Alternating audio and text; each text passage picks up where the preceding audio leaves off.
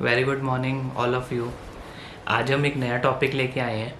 आज मैं जो टॉपिक लाया हूँ बैंक ऑडिट के बिल्कुल बेसिक टर्म्स के लिए लेके आया हूँ। जो भी हमारे नए आर्टिकल्स होते हैं, नए स्टाफ होते हैं जो फर्स्ट टाइम बैंक ऑडिट पे जाते हैं, जिन्हें बेसिक टर्म्स भी बैंक ऑडिट की नहीं पता होती है, ये वीडियो मैंने उनके लिए लेके आया हूँ। तो आज हम बेसिक टर्म्स के बारे में जानेंगे जो बैंक ऑडिट में ज़्यादातर आप अपने सीनियर्स और अपने प्रिंसिपल को देखोगे यूज़ करते हुए, तो आप उससे फैमिलियर होने चाहिए।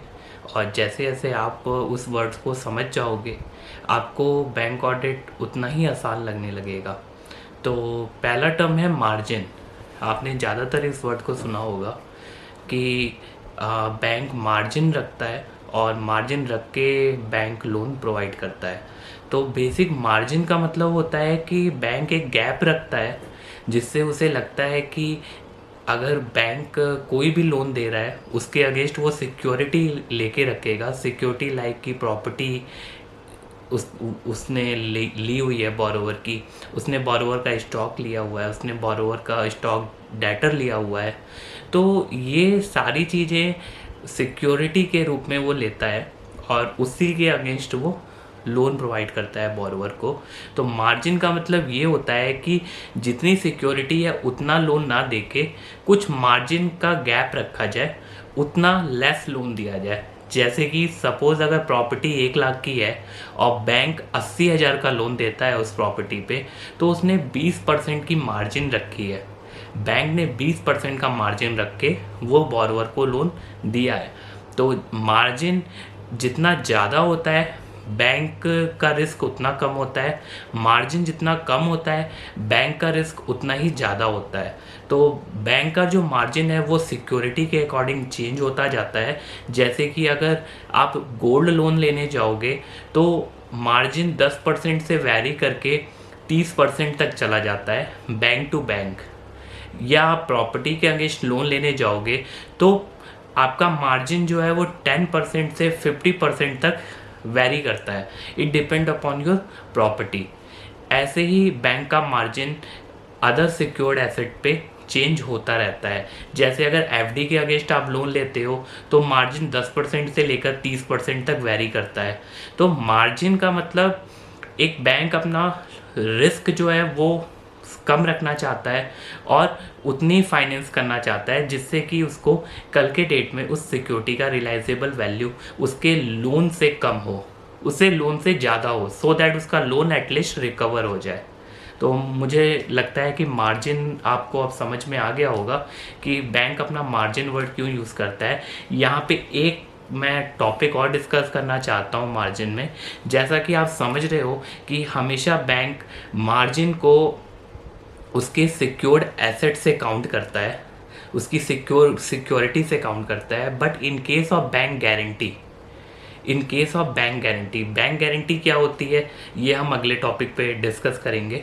लेकिन हम बैंक गारंटी के अगेंस्ट जब बैंक मार्जिन रखता है तो उसका वहाँ पे मार्जिन रखने की कैलकुलेशन अलग होती है। वहाँ पे अगर उसको बैंक गारंटी 1 लाख की देनी है तो वो मार्जिन 25% अगर रखता है तो इसका मतलब ये हुआ कि वो 25,000 की सिर्फ बैंक डिपॉजिट लेगा।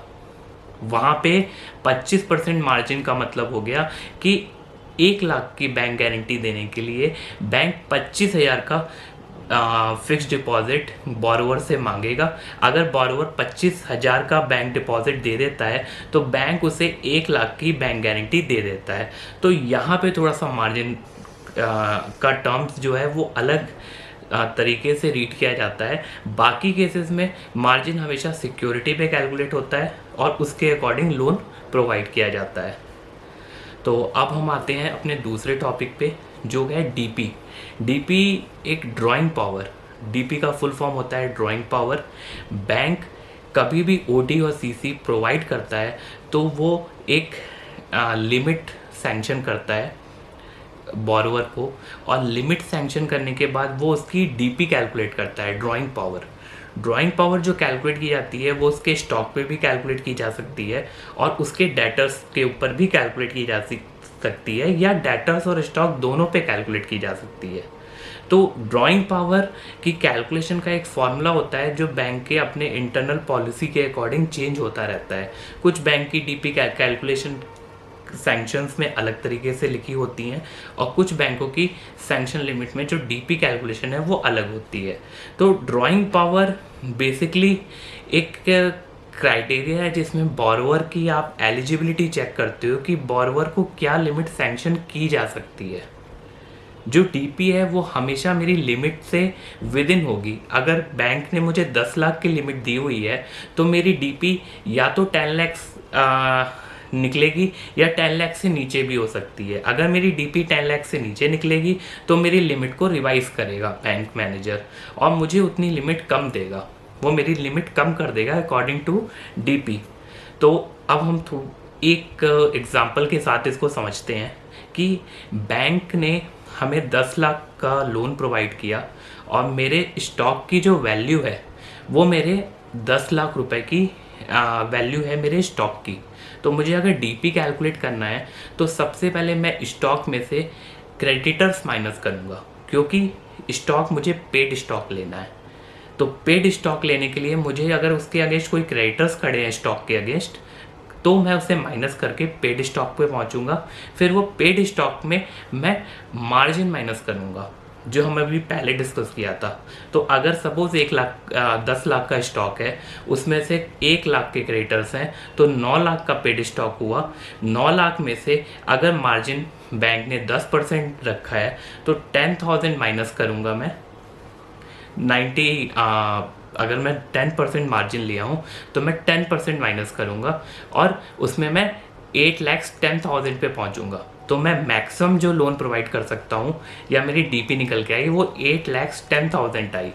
तो क्लाइंट अगर 10 लाख की लिमिट को यूटिलाइज कर रहा है तो वो लिमिट उसको रिवाइज करनी पड़ेगी और उसे 8,10,000 की लिमिट ही उसकी बनती है। तो ये मेरी होती है डीपी।